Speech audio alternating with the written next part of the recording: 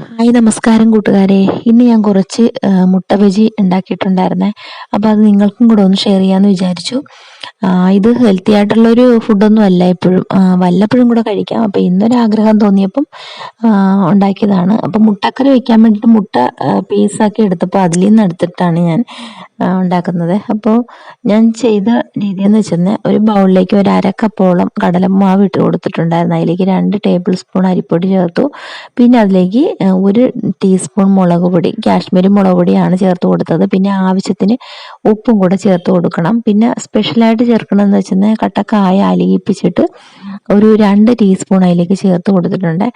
അത് മസ്റ്റായിട്ടും ചെയ്യണം, നല്ല ടേസ്റ്റാണ്. നമ്മൾ ഇപ്പം ഇതില്ലെന്നുണ്ടെങ്കിൽ നമുക്ക് പൊടിയാണെങ്കിലും ചേർക്കാവുന്നതേ ഉള്ളൂ.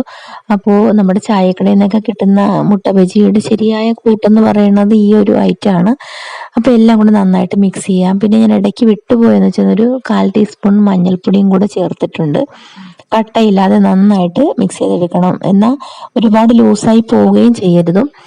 എന്നിട്ട് നമുക്ക് മുട്ട നന്നായി 2ആയിട്ട് മുറിക്കണം. പുഴുങ്ങിയ മുട്ട 2ആയിട്ട് മുറിച്ചെടുത്ത് ഈ മാവിൽ മുക്കിയിട്ട് നമുക്ക് പൊരിച്ചെടുത്താൽ മതി. ഇപ്പോൾ പുഴുങ്ങിയെടുത്ത മുട്ട ഞാൻ 2 പീസായിട്ട് മുറിച്ച് വെച്ചിട്ടുണ്ട്. ഇനിയിപ്പോൾ ഓരോന്നും നമുക്ക് മാവിൽ മുക്കി എണ്ണയിലേക്കിട്ട് പൊരിച്ചെടുക്കാം. അപ്പോൾ അതെ, ഒരു ചീനച്ചട്ടിയിലേക്ക് എണ്ണ ഞാൻ ഒഴിച്ചു കൊടുത്തിട്ടുണ്ട്. ഇതിപ്പോൾ ഞാൻ സൺഫ്ലവർ ഓയിലാണ് ചേർത്തിരിക്കുന്നത്.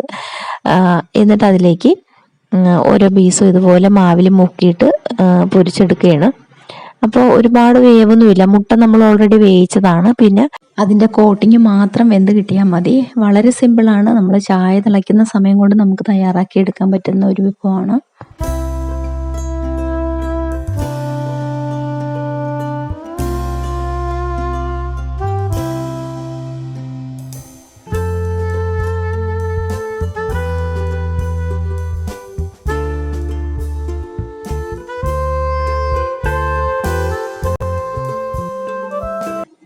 ഇത് തക്കാളി ചട്നി ഉണ്ടെങ്കിൽ അതിൻ്റെ കൂടെ കൂട്ടി കഴിക്കാനും വളരെ ടേസ്റ്റിയാണ്. അത് മാത്രമല്ല, സോസ് ഉണ്ടെങ്കിൽ നമ്മുടെ ടൊമാറ്റോ സോസ് ആണെങ്കിലും നല്ലതാണ്. ഞങ്ങളിത് ടൊമാറ്റോ സോസ് കൂട്ടിയിട്ടാണ് കഴിച്ചത്. വളരെ ടേസ്റ്റി ആയിരുന്നു. അപ്പോൾ കൂട്ടുകാർക്ക് ഈ വീഡിയോ ഇഷ്ടമായിട്ടുണ്ടെങ്കിൽ ലൈക്ക് ചെയ്യാനും കമൻറ്റ് ചെയ്യാനും കൂട്ടത്തിലെ ഹൈപ്പും കൂടെ ചെയ്ത് സപ്പോർട്ട് ചെയ്യുക. അപ്പോൾ അടുത്ത വീഡിയോയിൽ കാണാം. ബൈ.